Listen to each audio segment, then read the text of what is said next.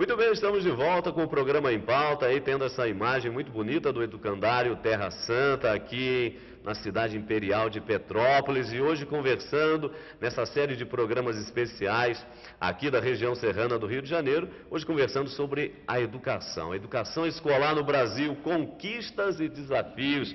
Aqui, Frei Antônio Moser e o professor William Campos, que é o secretário de Educação aqui da cidade imperial. Olha, antes de continuarmos aqui a nossa conversa, é claro, no nosso segundo bloco, como sempre fazemos, temos a oportunidade aqui de indicar alguma literatura em relação ao tema que estamos discutindo. Então, o primeiro aqui do professor Felipe Aquino, pode mostrar aqui nessa câmera aqui, isso.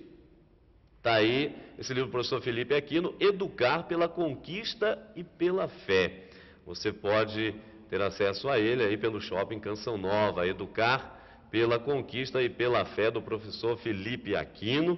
Também aqui do Celso Antunes, Educação Infantil, prioridade imprescindível. Já está na 6ª edição aqui pela editora Voz, você pode dar uma olhadinha aí também, não é? Porque onde ele diz aí o seguinte, são 3 propósitos fundamentais desse livro. O primeiro é revelar as novas descobertas sobre a educação infantil. O segundo é trazer para a prática o que se descobriu até hoje e sobre a importância da estimulação no desenvolvimento infantil. E o terceiro, você vai descobrir se você tiver o livro em mãos, tá certo?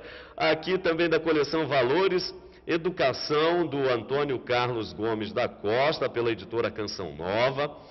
Educação, pura e simplesmente, está aí uma reflexão sobre a educação, não é aí essa folha na capa como algo que precisa ainda amadurecer, desabrochar, porque a educação ela impõe esses desafios, não é isso?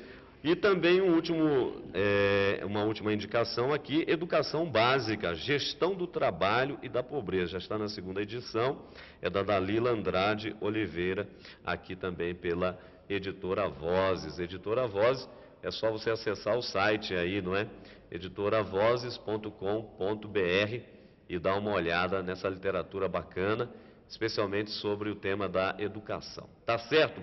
Além disso, você pode participar do nosso programa, de repente você perdeu algum tema que a gente trabalhou aqui, não teve como acompanhar, é muito fácil, você pode acessar de 2 formas. Primeiro, pelo site do Frei Antônio Moser, antoniomoser.com, ali além da agenda do Frei, as atividades, você também tem um link para o programa Em Pauta. E, claro, através do nosso blog, um grande abraço aí aos mineiros de Belo Horizonte, não é? A todos, realmente, aí o nosso carinho, o nosso abraço especial aos educadores desta capital mineira. Você pode acompanhar pelo blog da Canção Nova de Belo Horizonte. Então, blog.cançãonova.com/bh blog.cançãonova.com/bh. Ali você vai ter todos os programas em pauta, os vários temas debatidos e, claro, o de hoje também, tá certo?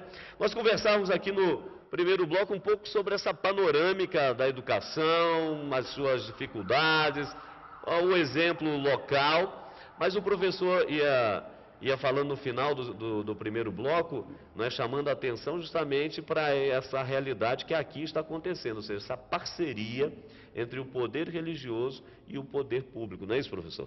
Pois é, Padre Vitor, eu queria falar um pouco sobre isso, porque eu queria falar como educador, não como religioso. Porque às vezes os educadores fazem algumas restrições e a experiência mostra o contrário. Hoje a parceria com a religião, ela ajuda a educação, porque nós precisamos reforçar, retomar o aprendizado de valores ligados à ética, à moral, à afetividade, à sociabilidade, que muitas vezes a escola não faz e que a família não tem feito. Então essa parceria é uma parceria abençoada, que com certeza vai melhorar o processo educacional, porque a educação não é só um instrumento para viabilizar a ascensão social de quem está estudando conosco. Ela é um instrumento para que as pessoas possam ter mais felicidade, mais respeito, mais solidariedade, mais cidadania. Então eu, como educador, faço muito gosto e acho decisiva para o sucesso da educação que haja uma parceria com a educação. A educação, a religião, com a pluralidade, mas aprendendo com quem entende, porque os católicos trouxeram a educação para o Brasil, os protestantes participaram em vários lugares do planeta, então o Estado só tem a ganhar com essa parceria, que é a multiplicidade de experiências. É verdade. Agora tem deixa eu voltar aqui a um detalhe anterior, e é fato isso que você está dizendo. Na questão anterior, o senhor dizia a respeito daquilo que deve ser a prioridade, ou seja, trabalharmos hoje no nosso Brasil, às vezes nos deparamos com isso, com um tipo de linguagem que se aprende às vezes na escola pública, bastante elementar, né? Então a dificuldade do português é muito grande. Agora, por outro lado, é interessante que nós vivemos aqui num país limite, especialmente com essa América do Sul hispânica, não é? Mas normalmente nas escolas já desde muito tempo se aprendia também, tentava-se aprender o inglês, o verbo to be, e não se passava muito disso. Hoje, se não se tem acesso à educação particular, quase que não se consegue aprender uma segunda língua. Quer dizer, essa é a importância não só do português, porque como língua máter, mas também a possibilidade de aprendizagem de uma outra língua, se faz muito importante para essa comunicação entre países, entre continentes, esse mundo globalizado, né, professor? Sem dúvida. Eu acho que a partir do gosto pelo português, fica mais fácil divulgar outras opções de língua. No caso do inglês, já há uma tradição no Brasil, mas eu acho que nós temos que avançar na implantação do ensino do espanhol. O Ministério da Educação já aponta isso para os municípios, mas é um processo lento, né? Porque há uma questão de adaptação. É fundamental que o português, o espanhol e o inglês sejam línguas de acesso. Agora, eu queria reforçar essa questão do português, porque eu acho que, por mais que pareça conservador, o latim faz falta e tem atrapalhado o nosso ensino de português. Então, nós precisamos fazer uma corrente como essa que nós fazemos entre a educação e a religião, uma corrente para estimular que o português volte a ser prioridade. Tá certo. Agora, professor, esqueceu de dizer que aqui no centro educacional nós temos juntamente como complemento inglês, francês, espanhol e italiano. Deixei para o senhor Só falar. faltou o latim, mas o latim ainda a gente pode introduzir também. Aliás, tem muita gente interessada hoje, por exemplo, em hebraico. É incrível, justamente no circuito, não é, das várias denominações cristãs e, naturalmente, o grego também. Mas não é o caso, primeiro o português, mas em torno do português e dando um suporte para que nós sejamos cidadãos do mundo. Hoje, a gente realmente domine as línguas. E é uma beleza quando você chega num país e já começa a soltar a sua, vamos dizer, os seus sentimentos na língua daquele povo, você já conquista imediatamente. Mesmo que seja quebrada a língua, não tem problema não. Ô professor, agora aqui tem uma questão, e você que está nos acompanhando certamente vai concordar conosco, que é a questão da educação, como é óbvio, né, fator de transformação para uma vida melhor, obviamente, porque nós estamos aqui num estado do Rio de Janeiro, que já convive com a violência de longa data, e a gente sabe justamente que muitas vezes essa violência acaba tendo uma dimensão muito grande na vida da criança, do adolescente, do jovem, muitas vezes por causa, inclusive, da educação. Então, a educação como fator de transformação e transformação social. O senhor já trabalhou, me parece, aqui não é aí pela Baixada Fluminense, Belfor Roxo, se me parece, né? Sim, sim. O que vocês ali verificaram, assim, mais de perto, a partir da educação, como esse fator de transformação? Que resultados positivos vocês conseguiram alcançar ali? Olha, nas áreas populares, a educação é uma segunda igreja. Aliado ao esporte, que também é uma outra forma de educar, obviamente. Nas áreas populares, a educação é a segunda igreja. Os dois centros do bem contra o eixo do mal. Porque a escola ela acaba sendo um local onde se fazem alguns batizados, alguns casamentos, algumas festas. Então, a escola passa a ser um local onde a criança tem mais tranquilidade, mais felicidade. Isso, às vezes, até mais do que na sua própria casa. Às vezes, pelas faltas de condições de saneamento, as condições de segurança, as condições de empregabilidade. Então, a escola acaba sendo uma porta para a criança ver que um outro mundo é possível. Então, acho que na Baixada nossa grande contribuição foi ampliar a presença na escola. Nós tínhamos, na época, fiquei em 2009, 2010, nós tínhamos 49 mil alunos quando chegamos em 2009 e deixamos com 62 mil. Nós tivemos uma ampliação na educação infantil, porque a mãe, ela às vezes acha que a creche é uma espécie de depósito de criança. Na verdade mudou. Agora a creche e a pré-escola é um local onde a criança aprende brincando e brinca aprendendo. E acaba mudando os valores familiares, pela alimentação, pela educação e quando tem parceria, pela própria religião. Então a escola acaba sendo a chance de um mundo melhor dentro de uma situação de muita dificuldade. Agora, antes de passar aqui a questão do ensino religioso, Frei Moço, deixa eu perguntar aqui ainda para o professor, porque nós escutamos na matéria inicial, e você percebeu bem, a presidente, né, ou a presidenta, como ela gosta de ser chamada, porque o português permite, então a presidenta Dilma Rousseff disse que a educação vai ser uma das prioridades do seu governo, tanto quanto a erradicação da miséria no nosso país, que ainda tem números bastante fortes. Hoje, muita gente, quando você pergunta ao jovem, meu filho, o que você quer quando você crescer? Ele vai dizer N coisas, menos ser professor.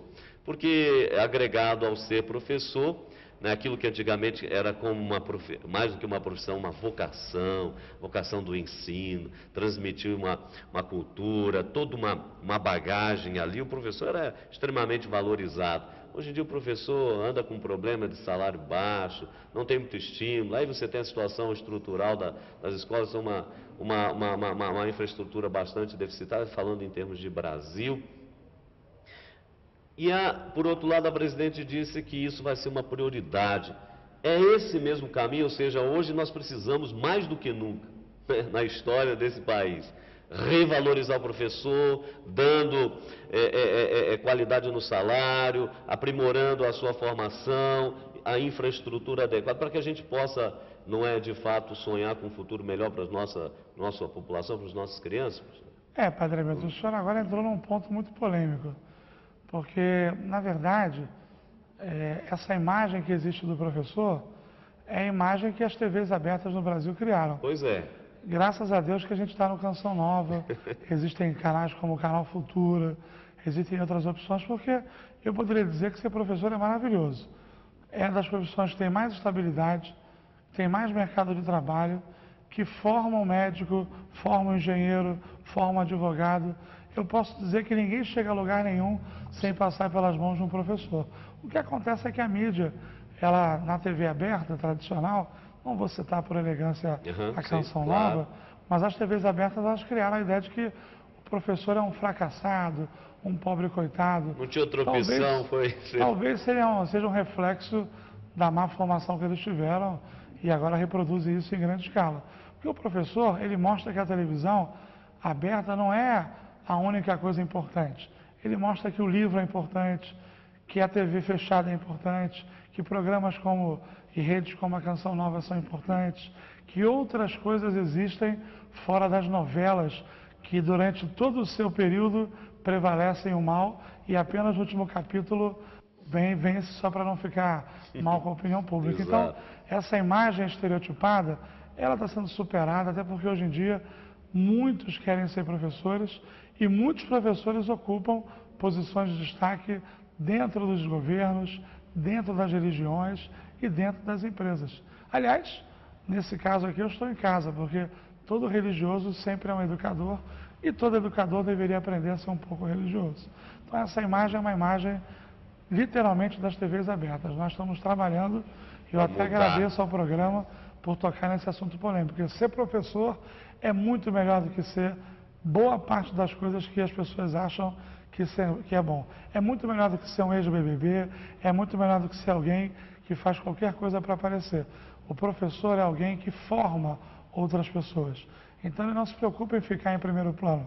Ele fica feliz quando os seus alunos e as suas alunas, assim como na igreja, quando os seus fiéis conseguem avançar além apenas do que ele vê na frente. Então, trabalhar com a educação é trabalhar com o futuro. E o futuro, às vezes, é difícil para quem só enxerga alguma coisa que vê na frente. Puxa, Tá como certo, falou sim. bonito ele sobre o professor, muito obrigado, porque eu também fiz a minha vida, além de religioso, como professor. Depois de professor passei a construtor, depois de construtor presidente de uma empresa, como a editora Vozes, com 430 funcionários em todo o Brasil, não é? Vocês viram aí pelos livros, nós não fazemos propaganda da editora Vozes, né? O homem que levantou a editora Vozes. Padre, o senhor sabia disso? Pois A é. editora Vozes tem dois momentos.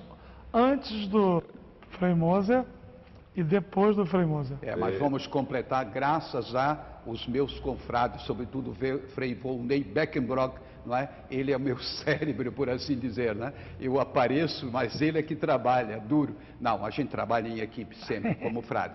Agora, uma outra coisa interessante, além disso, não é, do fato de professor passar a gerenciar uma empresa, eu, no fundo, acho que é a mesma coisa.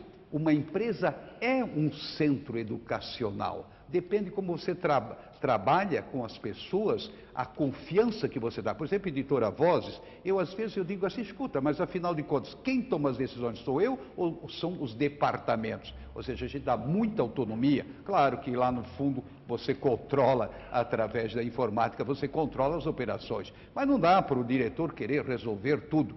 Então, é uma verdadeira democracia participativa e, no fundo, a escola tem que ser cada vez mais os pais com os professores e com a sociedade envolvente. Agora, suas colocações eu achei assim extraordinárias, não é? Elevando a figura do professor.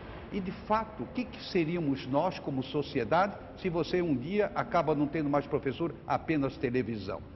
Não é possível, esse contato, esse corpo a corpo, o exemplo de vida, a personalidade. E eu vejo aqui no centro educacional, são normalmente moças jovens, não é? E que estão começando a sua carreira, mas a dedicação, elas crescem junto com as crianças e junto com os pais. Então, é realmente digno. Aliás, de ser professor, o senhor louvado. tocou num ponto aqui muito importante, você que está em casa, nós queríamos chamar a sua atenção para isso, porque realmente, não é, nos dias em que estamos vivendo, essa mutação de professor, do professor, não é, pessoa, para o professor digital, quer seja computador, internet ou televisão, tem um aspecto positivo que você pode, através da internet, fazer muitas pesquisas, obter muitos ensinos ali, mas às vezes essa facilidade que o meio de comunicação hora de massa, ou mesmo o mundo da internet, às vezes quer levar a pessoa num caráter educativo, nem sempre é tão positivo quanto aquela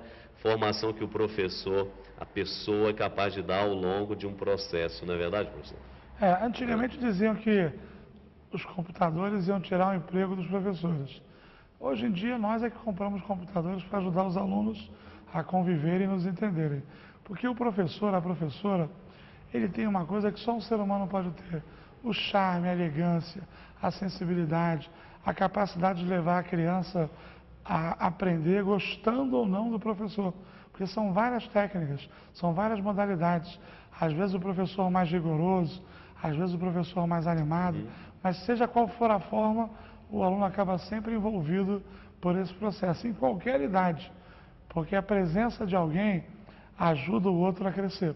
Quando eu divido o meu mundo com você, o meu mundo fica maior. E os professores fazem isso todo dia, todas as horas. Tá certo. Olha, nós vamos para mais um intervalo, você não saia daí não, porque depois do nosso terceiro bloco é muito importante aqui, tanto no aspecto religioso quanto civil, nós queremos saber, não é, as propostas que a partir de um município como Petrópolis, estamos aqui, não é em loco, mas a partir do município, o que pode ser oferecido ao país em termos de ideias, de projetos, de educação? É o que nós vamos acompanhar após o intervalo. Então não saia daí, voltamos num minuto só.